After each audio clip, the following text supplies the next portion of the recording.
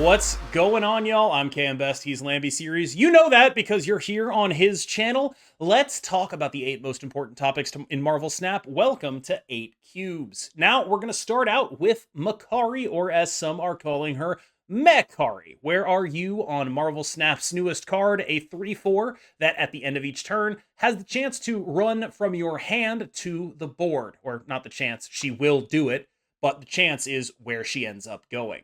You do not have any control over that unless you fill up lanes. Where you at on her, Lambie?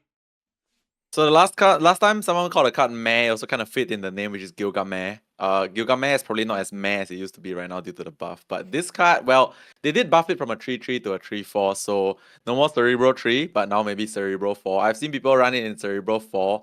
It kind of actually does fit there, but Cerebro 4 is just a bit of a meme, to be honest. Okay, so another place where I see it run often, or at least try to be run, is in Surfer decks. In theory, it does seem okay, right? Because like, my theory is that like if you were accidentally gonna clog your own location, might as well clog it in a location that could be buffed, aka Surfer. So I've seen it run there. I've also seen it being run in some sort of like Namora deck. Or not Namora, sorry, like a Sandman ramp style kind of deck. Yeah, because like you don't really get to play that many cards. So just a random free card that pops out after you play like Electro is kind of okay sometimes.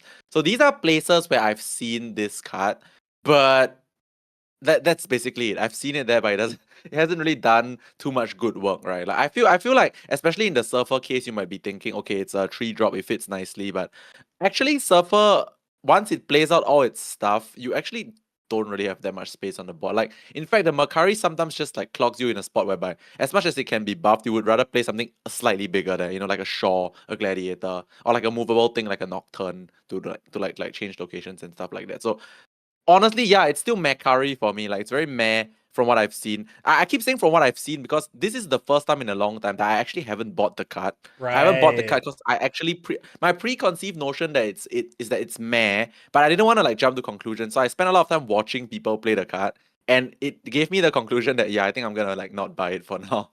I'm not going to argue that it's like meh in a relative context compared to some of the previous cards we've gotten, right?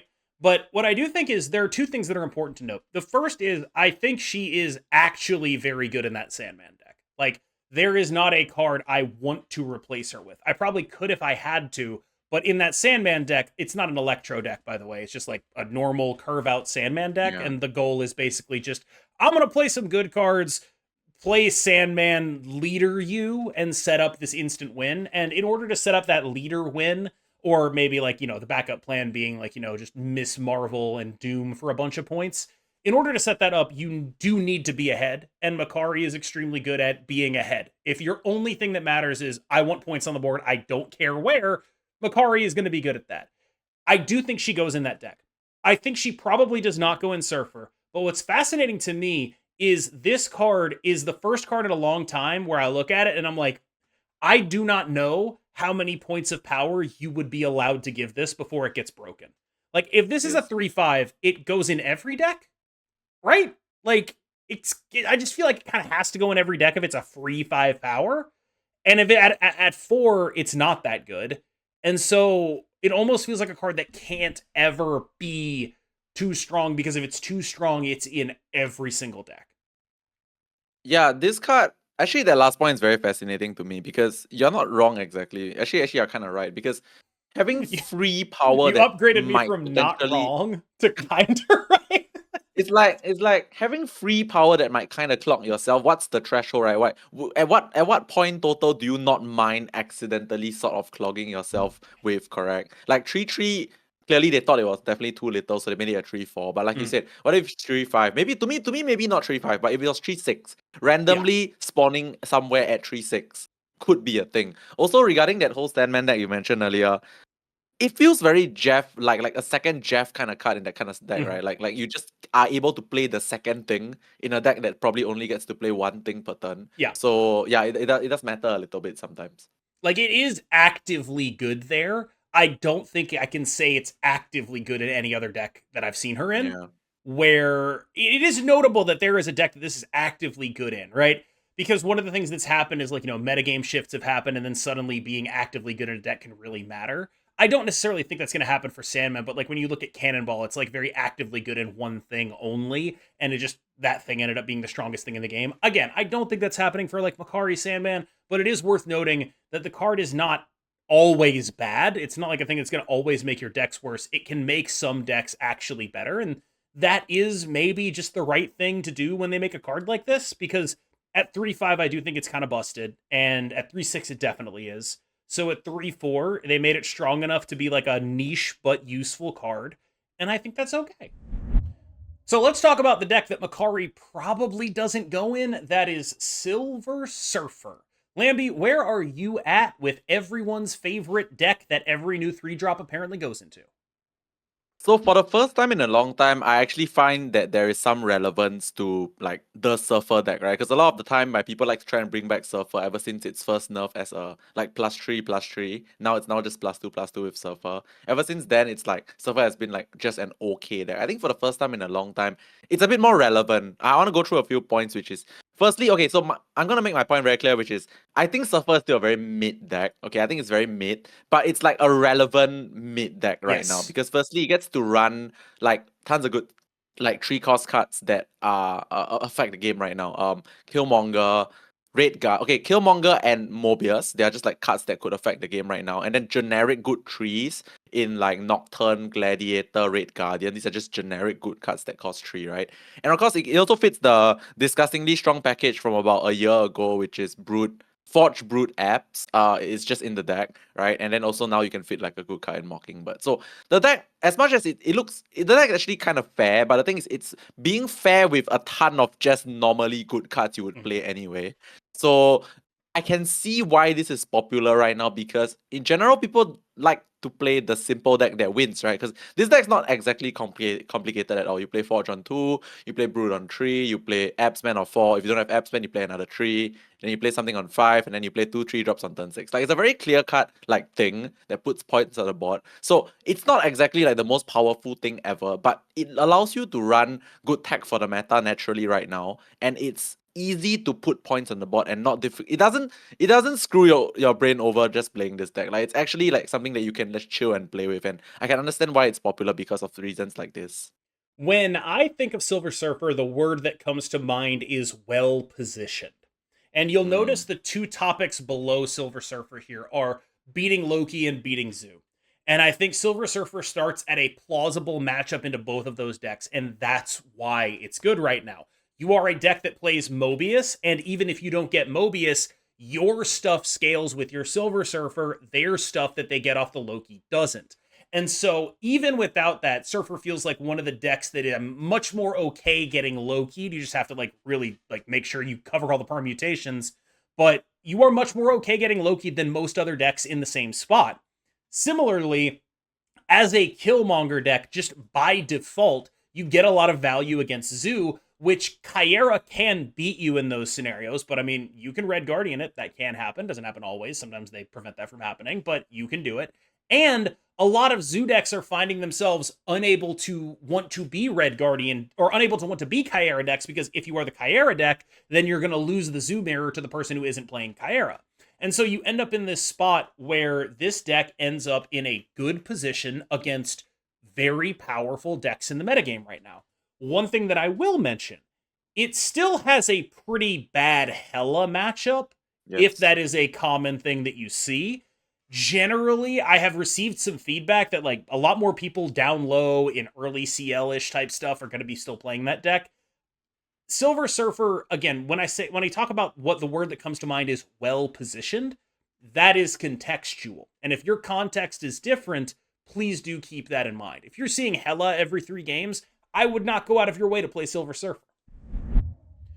So let's talk about beating Loki. Lambie, where are you at on that? So beating Loki now, I think it's very similar to beating Loki in the past because the actual Loki deck has not changed, right? It's just the same formula, and then maybe you change a few tech cards here and there. I feel like beating Loki in general, what you want to do is that you make their best play the worst play, which is you invalidate like the stuff being stolen. Like the stuff being stolen by Loki, generally is not supposed to help their deck when stolen. So in the past, it was stuff like Cerebro, Phoenix Force. Basically, stuff that when you play Loki and you look at your hand, you're like, oh, I prefer my pre-Loki hand. And those are the decks that generally beat Loki. Right now, there is Hela, because Hela obviously works best in her own shell rather than being stolen. There are also like things like I would say to a certain extent, the Surfer deck that we mentioned before, right? Like Loki doesn't really have the space to do Forge Brood, right? You can steal a Yes. Forge Brood, but you don't have space to play the Forge Brood. I think obviously that one's a bit scarier, because if they take stuff like Nocturne Gladiator, it's powerful, cheapened cards. So I think Surfer is okay into Loki, not super favored, but I think that's one way you can look at it. Like, you don't have to go out of your way to play a deck that just beats Loki. You can just play your Surfer deck, and like it's not that great of a steal for the Loki deck, you know. Yeah, and yeah, of course, Hela.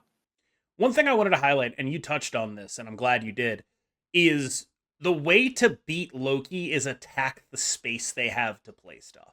Yeah. Loki is a deck that, because of their energy cheat on the card Loki, which most Loki decks are doubling down on, like I'm playing Blink in Loki to make sure I Loki as much as I possibly can, right? And that means there's a lot of these, like, okay, I'm going to play 6 cards on the final turn Lokis. And that's what Loki wants to do. If you're able to restrict their play, debris decks, for example, are very awkward for a Loki deck to deal with. If you're able to do, Green Goblin Titania type stuff, if you're able to land a magic that they can't get rid of, these are all sort of methods of directly or indirectly attacking the board space that the Loki player has.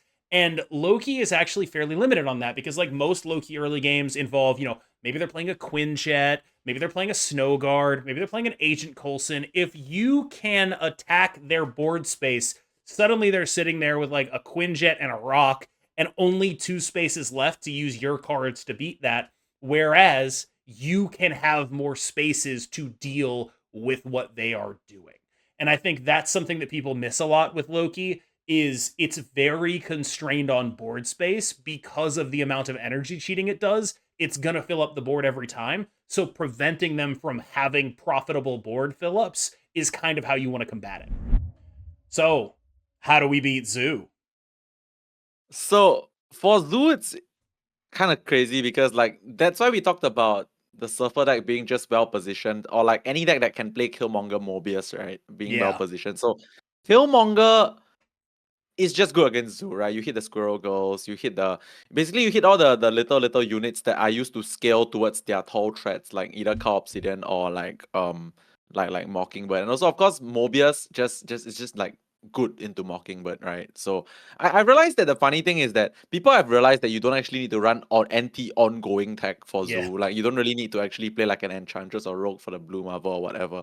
Those are actually the harder things to hit. Also Red Guardian hitting Blue Marble is like not that easy sometimes, because you have like little tokens on the board. So I think preventing them from dropping the big stuff like Mockingbird with Mobius is relatively important. Also, we did have this discussion a bit in the previous video, which is like the whole like Zoo versus Hela thing. As much as Hela has been like nerfed in terms of her points, she still like decks that still put out a lot of like points vertically on the board can beat out Zoo. And I guess since we are talking on this topic, I think like Bounce is one of them as well. That Bounce actually puts a lot of points vertical versus Zoo. Like you can realistically just like go really tall in 2 locations, and you offset like all the little tokens that Zoo plays in the 3rd location, because you just don't care, right? You just go really tall in 2. So I would say that's some of the ways to beat it, like Zoo. But yeah, no, the popular ones that I've seen right now, other than that, is that people just like run decks that are good with Mobius and Killmonger, and it kind of just like makes Zoo's life a little bit tougher. Also, board space related stuff. You'd be surprised though. You'd be surprised that like as much as, yes, even if you debris a Zoo deck, like you give them the rock and stuff like that, it's actually like worse for them, because they want to play something else in that spot which they would fill up anyway, right? They would fill that spot anyway, but you're filling it for them with a rock. So yes, you kind of do, on the flip side, give them a bit of a cheaper Mockingbird, but that rock is blocking a spot where they could have like, I don't know, a buffed Mysterio or like an actual Mysterio copy there, which is like more stats. So yeah, one way to do it is also to clock their board. 2 things that stick out to me about that. The first one is I don't like Rogue as much as I like Enchantress if I'm going to try to beat Zoo. This is because I think Zoo players are getting smarter about this. People are playing Rogue. they're very often going to put the Dazzler in the same location as the Khazar, as the Blue Yeah. Marvel, in order to play against Rogue, which makes the whole thing more vulnerable to Enchantress, right? They have Dazzler that can do that. They have Ant-Man that can do that to make those less ethical, less high effective. I kind of just totally blew it there. Less High effective. efficacy. Yeah, I was going for high efficacy, and then I was like, is that actually the right word? And so I changed it Yes. at the last minute. And I was like, okay, whatever. But to make those less high efficacy plays, right? Where you are punishing them for playing around Rogue by running Enchantress. I haven't seen any Enchantress really, and I think it would be an Yeah. interesting thing to do. In terms of beating Zoo, I actually think like a Sarah deck would be well positioned. One of those like Sarah Invisible Woman decks probably just takes a huge dump on it. I prefer Loki for beating Zoo. Quinjet Loki with like 5 cards in hand is just totally disgusting. 3-cost Blue Marvel, very, very gross. And you have, because so everything in Zoo costs 0, you get like your 3-cost Blue Marvel, your Mockingbird, and then you fill up the board with ones that cost 0. It's a very gross thing to do. You get a lot of very powerful things when you Loki into a Zoo deck most of the time.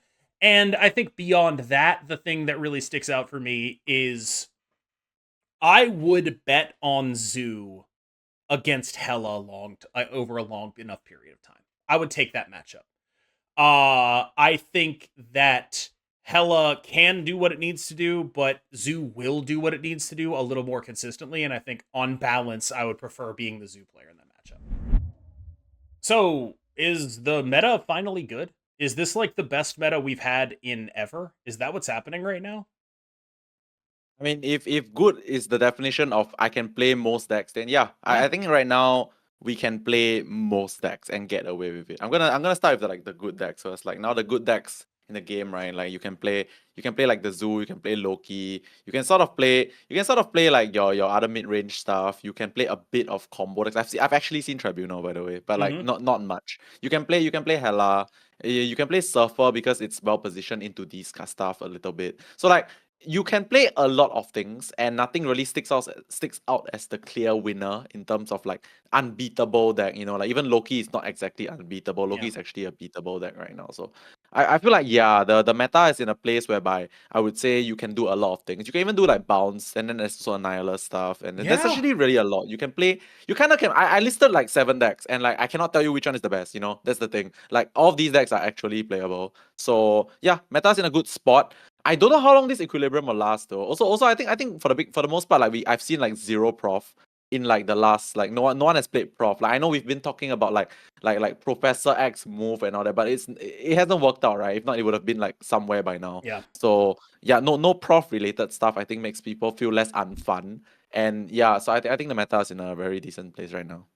Yeah, I am generally a fan of how the metagame ended up. I am sort of shocked by it. Like, who would have thought that I was right all along and all we needed was Zoo to be meta and everything was perfect? If Zoo is meta, everything is perfect, everything is phenomenal. It does No, feel like there. It was more like prof became unmeta, so Come stuff on. could be played. Let me take a victory lap on this. Come on, we finally, like, I've Okay. been the Zoo Coper for 2 Yes. years. Like, this time 2 years ago, I was playing Zoo in the beta. That's what was happening. That's real. That's true. And now we're out here playing Zoo in real life. It's very, very gratifying. I gotta say, I really enjoy Zoo being a relevant thing. I want to give a special shout out to Shauna the She Devil, who is just, I get it, right? Like it sucks to play a card like that. Sometimes she screws you. She is like the best card in that deck. Like Yeah. that is usually like a 312 across multiple bodies, which enables your Blue Marvel, it enables your Khazar, it enables your Gilgamesh to get bigger. She is Mockingbird. unbelievable. Your Mockingbird, yes.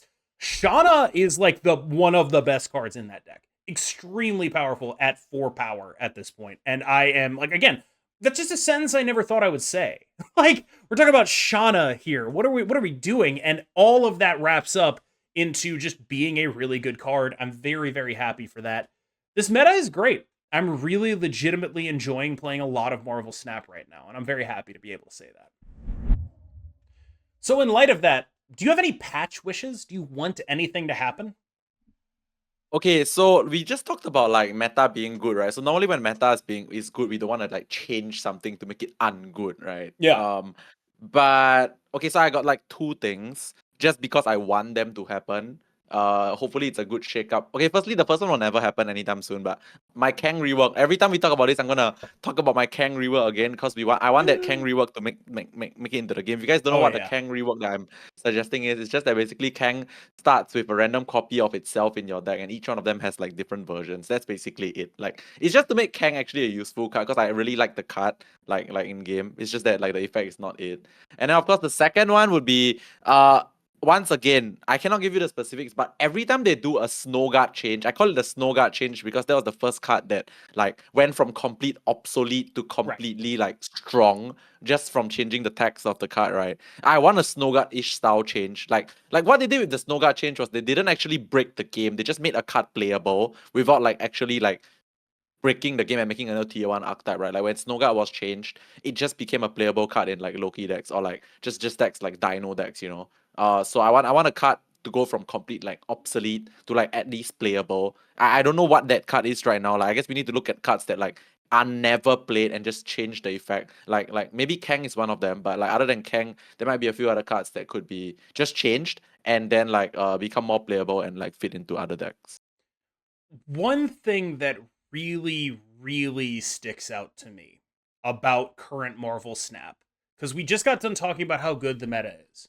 But Yeah. another thing the meta is expensive, right? Like there's a lot of Mm. Series 5 cards flying around. You're going to want to have like a Nocturne in your Zoo deck, things like that. So, what really I would like to happen is I would like them to buff High Evolutionary.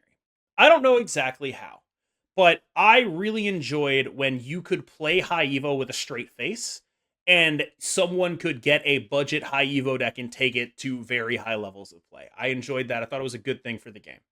High Evolutionary is running into an issue, and that issue is that the cards that you play High Evolutionary for are no longer above rate or as above rate as they were.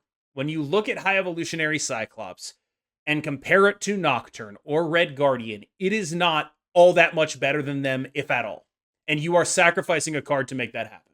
So, here are two pitches. Pitch number one: High Evolutionary adds a power to every Evoed card. The evolution just contains an additional power as well. That's my pitch, right? Because I think, a 1/3 Misty Knight doing that would actually that's like one of the best one drops in the game, if not the best, Yeah. right? That's really good. A 3/5 Cyclops doing that, again, like that's really good 3-drop, right?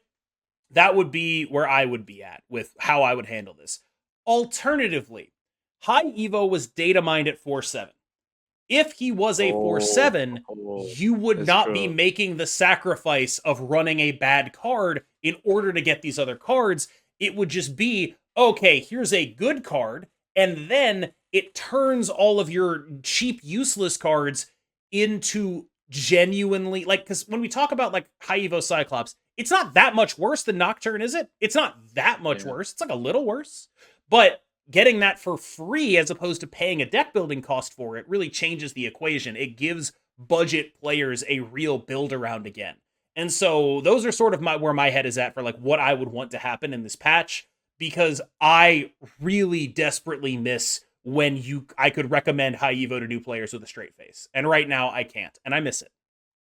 Yeah, honestly, okay, so there's actually I realized there's a few things that I want to add. Firstly, is that when you mentioned the high evo 4/7 thing, I think I actually want that change as well. Like just because we can like run an actual high evo deck with the high evo not being horrible, right? Like I think giving +1 to all the other high evo cards might be a bit of a scarier proposition. You know, like might be a bit too powerful, I feel. But a 4/7 high evo, I'm down. Just because like the core piece of your deck is not just horrible to play, right? Since the rest of the deck is not exactly doing too much right now. And one more thing I want to discuss is also is what happened to this card? Like, isn't this a meta where you can play points? Yes. What is it just apocalypse? But it can't just be the apocalypse, right? Like what happened? Like the deck just like disappeared. Is it because Dracula gets hit by Red Guardian now, or what? Like It's the rest of the it's deck is still the Morbius same, no? Drac. Morbius Drac Okay, yeah, getting so those get Reggie'd. hit by Red Guardian, right? Yeah. It's not, it's a good deck. I actually honestly think that. But one thing that Yeah. I've noticed in Snap is people really hate when you just die to something. Like, they That's don't true. like playing decks that get hard countered by stuff. And That's true. running into a Red Guardian and having your strength turned into a weakness, like you were counting on this Dracula to happen and then it doesn't happen and then you lose 8 cubes because of it. It makes your snaps hard to count on against any deck that is running Red Guardian. And I think that's the fundamental thing that discard is running into, because on balance, on power, that deck is strong. It does points Exactly. very well. But the fact is that it's very hard to snap your power plays into a deck that could be running Red Guardian. It's just hard to do. I feel like so now that we've had this discussion, I feel like because I know what I'm gonna be like if I play this card, I will actively be looking out for Red Guardian right now, Yeah. right? Because it's practically in every deck. Like if you kind of know you are always losing to Red Guardian in a certain spot, you either leave or you put yourself in a position whereby you have prio and your drag. Oh no, sorry, your Mobius is big enough to not get Red Guardian on the turn you expect to get Red Guardian, that kind of thing. Because like one thing we both agree on is the deck is just an absurd amount of like just points, right now. Like it really does points really well. And I think if it just does points really well, it can keep up with like stuff like Zoo and Surfer. And I think it's actually more points than Surfer. So Yeah. something to consider, like if you're actually like actively looking to not lose to Red Guardian, maybe this card is still a thing. What do you guys think? I'm very curious to find out in the comments if some of you guys are still like active like discard lovers and enjoyers right now. Speaking of purple guys that might still be a thing, I'm realizing that Apocalypse is like blue, not purple, whatever. It's mixed, yeah. Yeah, I don't know. Thanos. You want to talk about Thanos, Lambie? Yeah, so I want to talk about him firstly because I played a lot of Thanos recently. Once again, not because he's very good. Let me make that clear. I just got my 50th split on Thanos, which is why I played a lot of Thanos. Okay, but that being said, people have been because I used to be the Thanos guy, and people have been like constantly asking me like what can we do with Thanos right now? Should we what's the best Thanos build? But as much as I'm the Thanos guy, I'm also the very real guy. Like I've been bashing new Thanos since the moment I've saw it become a Quicksilver. Like literally, Thanos is actually a Quicksilver right now. They did change the soul and like space stone, so like it does a bit more than just be a Quicksilver, right? It's also a Quicksilver Jeff. It's also an like sort of like inbuilt in undestructible card sometimes with soul stone. So yes, the Thanos card itself is like a better card right now. Like you win the game with the Thanos card very often right now. But the problem with that deck is that like firstly, Mind Stone costs 2, Time Stone is no longer Psylocke, and you have a very big unplayable card in your hand for like that starts in your opening hand and you are playing 18 cards. So everything is just like going against Thanos right now. And I want to add one more thing, which is Thanos is caught in that crossfire of Mockingbird, of Mobius and Killmonger so hard. Like that Yeah. Mobius Killmonger thing, like when I was playing the deck and testing it, like I would randomly die to decks that had no business like actually trying to counter Thanos. They were just playing the good cards. And Thanos just died to those because it dies to Killmonger and like Mobius to a certain extent as well. So it's just caught in the aside from it not being like great from the get-go, like after the nerf, now it's being caught in the crossfire of like every tech card that is popular. So it's in a worse spot right now. But if you're already asking me if there is a playable Thanos build, yes. You still run the usual suspects of like Mockingbird, Cow Obsidian, Sasquatch, Scar. That's the build I'll be going for. Psylocke, Hope Summers. Like you just run the package lets you ram into the big stuff and hope you get there. But like realistically, Thanos is really in a not too great spot right now because of its natural nerf and also because like all the good tech cards that are popular in the game right now just kind of just all hurt Thanos to a certain extent. I bring this up because, viewers, you are looking at two men who completed the Peach Momoko album to get face Thanos, and Yes. yeah, I want to tell you the story of how I did that. Right, so I had 3 out of 12 complete when the takeover happened. I bought all 8 in my shop. Then Yo.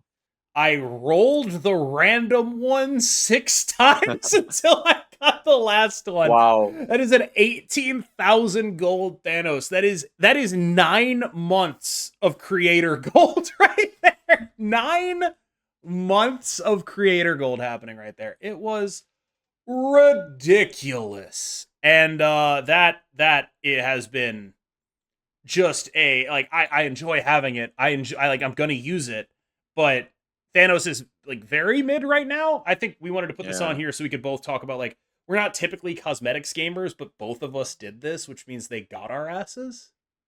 Yes. Okay, so for me it's a bit less of a surprise also, because like the artist that I've liked the most since forever is Peach Momoko. Most of you guys know this already. So when I saw the album takeover, I was like, I instantly clicked on all 8. Bye. And unlike KM, I didn't have 3 of them already. I had 4. So it's just 8 plus 4 equals 12. Like I the moment I bought the shop, I didn't have to roll like 6 times like him. So I got all of it, and I got the Thanos, which I split for the 50th time. And yeah, I got the God Split. It's on Twitter as well. So yeah, honestly, it's just this funny, very funny thing whereby like if you have your favorite artist or you just really like certain like art, you just go crazy, right? Like I know KM is not typically the cosmetics person as well. Like even myself, I'm not. But like for me, when it comes to Peach Momoko art, I just insta buy. Like I think I own 90% of the Peach Momoko variants like in the game right now. I don't think everything. I'm missing like 1 or 2. I feel, but like yeah, you get the point. So this topic is really just here to talk about like the fact that like if you see something that you like and like it's really just it just speaks to you. I guess for you it's the Thanos variant, right? Like you wanted the Yes. Thanos It variant was really very badly. specifically like there are certain like Thanos is a card where it's like I getting that variant is meaningful to me in a way basically no other card, even a card I play more, would be. Like Thanos and like Evo are really high up there in terms of like having a Mhm. good variant is super cool for me. Other Yeah. cards, not so much. Even though I play them Oh wait, more, no, come on, Loki. Good Loki's is variant I is already have a good one, right? Like I don't know, yeah, like it's there are very few cards where I'll be like, I want multiple great variants of this. And with Thanos, I true. have the ultimate variant, I have 2 spotlight variants, and I also have this one. I keep Yeah, doing it. I actually have every single Thanos also because I really like the Thanos art and everything like